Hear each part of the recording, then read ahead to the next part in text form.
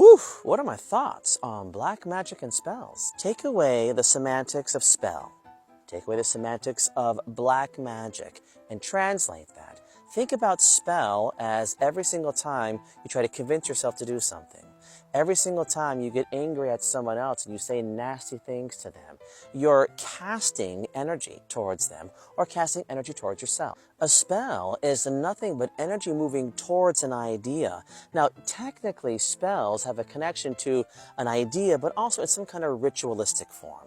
And if you are ritualistically standing in the mirror and saying, man, I look fat, I look terrible. Well, then if that's your ritual every single morning, looking at yourself, putting on your clothes in the mirror, and if that's your ritual, then that is a spell. Now we're retranslating the word black magic. Black magic would be in connection to any kind of energy that I'm putting into something to create harm, to create malice, to do something that is not ethical. So when you just retranslate that word, the idea of manipulation and wanting to be codependent or narcissism could be viewed as technically black magic, putting an energy towards something else for very self-serving purposes, but knowing that it's going to harm them. And when you can take away the language of spell and black magic, you'll realize that we do that all the time. We are in connection to those kinds of feelings all the time.